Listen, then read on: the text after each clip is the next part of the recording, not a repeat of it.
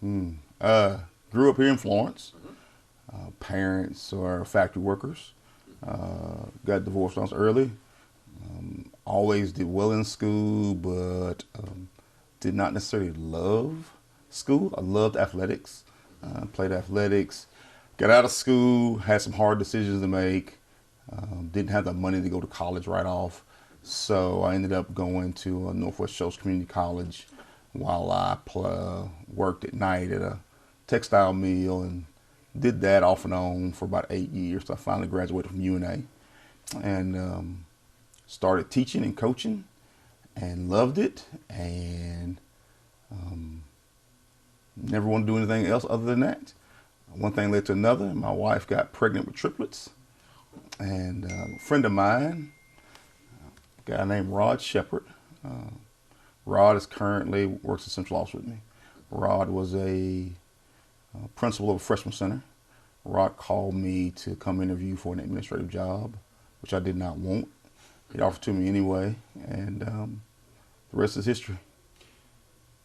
What was the connection initially that you chose education overall, and where did that connect?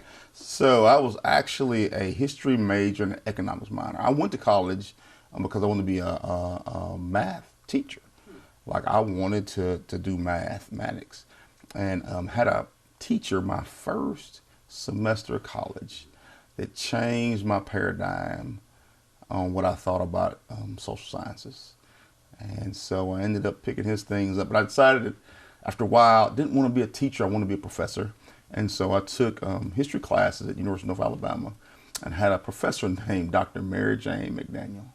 And Dr. McDaniel was my advisor. She had to sign off my papers for graduation.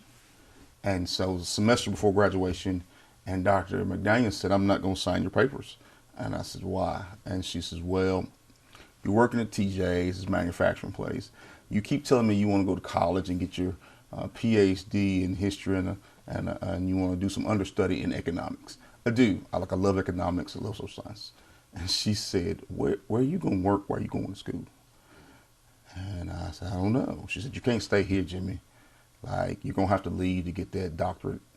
And so she said, "Would you do me a favor? If you'll agree to go over to meet this lady at the education building, take her this paper. If you'll agree to take one class with her, I'll sign your papers."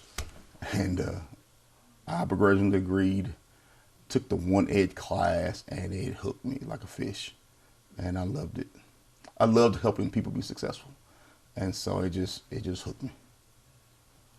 And that was one of my questions too, as far as interacting and dealing with young people. You seem to have a knack as far as communication and just motivating young people.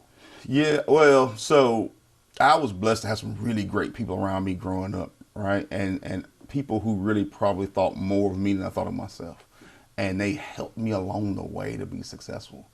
And so when I found out I could help people, like young people in particular, like think higher of themselves than they really do, than they are.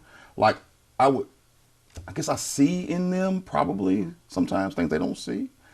And I love to help them. I call it scaffold up.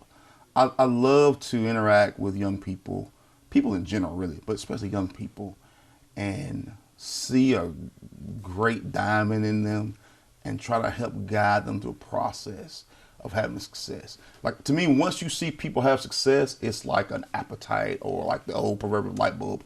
Once they get one taste of it, it drives them. So we should still remain optimistic about our young people and their future. Oh, absolutely. I know even some young people themselves are pessimistic about their generation. But this is a highly intelligent generation. This is a generation that's gone through some interesting times, whether it be COVID or some very interesting political times. But this is a gifted and talented generation. And in my opinion, they're not a lot different than other generations. Every generation's had their obstacles. Every generation's had the older group kind of look, "I don't know about that group," right? But every generation's kind of had something special about them. I have triplet boys. They're 13. and the ability that they have to be able to consume information and to be able to produce things based on their consumption of information is unbelievable, right? So they may not have the people interaction that we had through my generation, but they have other skills. And it's our job as the generation above them to help them develop the pieces they don't have. The future. What does the future hold for Dr. Shaw, the Florence City Schools, and our young people overall? I'll say for the system, our mission statement is tomorrow today. Our vision statement is tomorrow today. And that means we want to take young people and like put them in their future tomorrows while we have them today. And like, so we do that in a couple different ways. So if you build it from the front end to the back, we start like really truly, we look at the high school. We have a really great workforce development plan where we are able to take kids and we call a launch program. And we take their interest and connect them with, I think we have something like 70 some odd different organizations and businesses. And so if you want to be an agronomist, we can put you with agronomists. If you want to be a teacher, we can put you with teachers, an engineer, but these are outcomes that are career oriented, right? And so like some of our greatest success stories are students who get into an area. We had a young lady who swore she wanted to be an architect. And so we let her work in an architecture firm for a semester. And two things came out of it. One, she learned the value of what it is to work in an environment in which productivity is the name of the game. But the other thing she found out was, hey, I don't really love architecture. Like she found out she loved computer graphics. And so she ended up going to a different field. And so those are some of our greatest success stories. And so when we talk about tomorrow today, like we try to put our kids, whether it be dual enrollment classes, whether it's workforce development, internships, right? Whether it is career tech class, we try to put them in their tomorrows while we have them today, while we can be that net. And so the school system, that's our belief system. And so in order to be able to do that, we kind of backtrack it, right?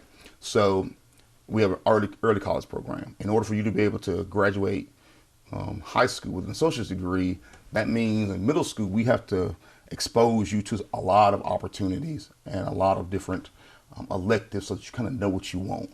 In order to be able to do that, we have to take in elementary schools. We really have to work on your basics and make sure that your reading and math are solid.